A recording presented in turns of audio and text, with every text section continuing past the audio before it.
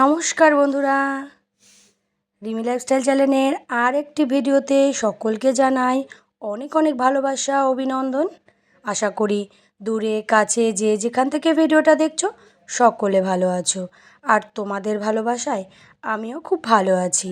বন্ধুরা, আজকে যেহেতু রোববার তাই একটু বেরিয়ে পড়লাম ঘুরতে।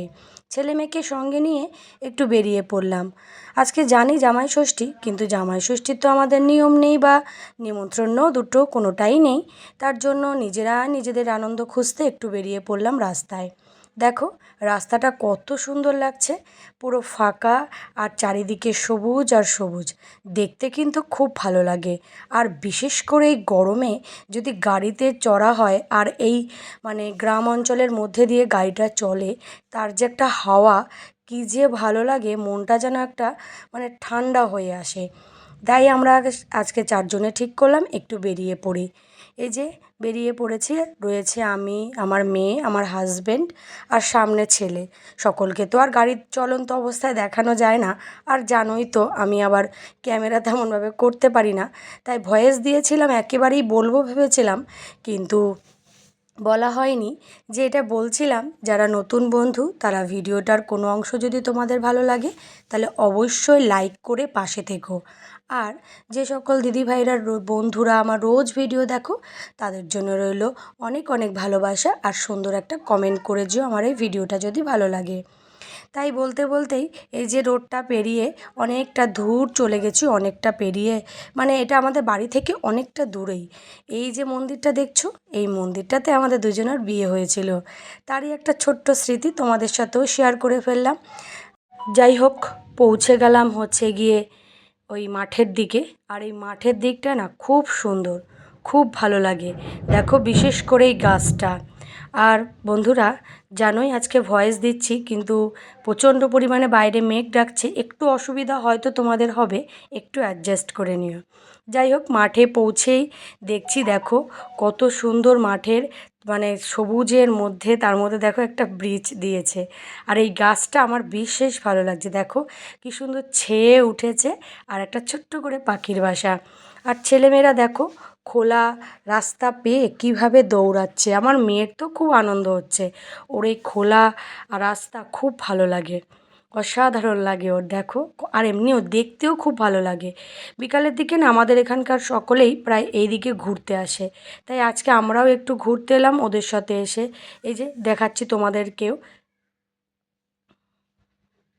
বন্ধুরা, এই জায়গাটা না খুব সুন্দর, একদম ঠান্ডা নিরিবিলি, এখানে একদম আমরা মাঝে মধ্যেই ঘুরতে আসি। আর ওই আজকে বলতে পারো একটু ঘুরতেই এসেছি। বাড়ির সকলে জামাই ষষ্ঠী খেতে গেছে, আমরা তো আর যাওয়া হয়নি, তাই একটু ঘুরতে আসলাম, তোমাদেরকেও নিয়ে আসলাম সঙ্গে দেখাতে। আর এখন আমি যাই করি সেগুলোতে তোমাদের সাথে। আমার মেয়ে দেখো কোথায় চলে গেছে, দেখো একটু কী সুন্দর, বেশ ভালোই লাগে। আর ওরা খোলা পেয়ে দেখো কি দৌড়াদৌড়ি করছে, ওদের এই জায়গাটা তো ভালো লাগছে, আসলে নিরিবিলি না, এখানে কেউ নেই। আর এইসব জায়গাতে না একটা সময় কি চাষ হতো, এখন এইসব জায়গা চাষ করা বন্ধ করে দিয়েছে। এই সাইডটাতে চাষ করে, পিছনের দিকটাতে, এদিকটাতে করে না। দেখতে থাকো, আমার সাথে থাকো তোমরা। এই ব্রিজটা খুব ভালো লাগলো দেখে আমিও একটু তোমাদের সাথে ভিডিওটা শেয়ার করে দিলাম। দেখো কত সুন্দর, দুপাশে ধান ক্ষেত ছিল তো, মাঝখান থেকে একটু খালের মতন অবস্থা।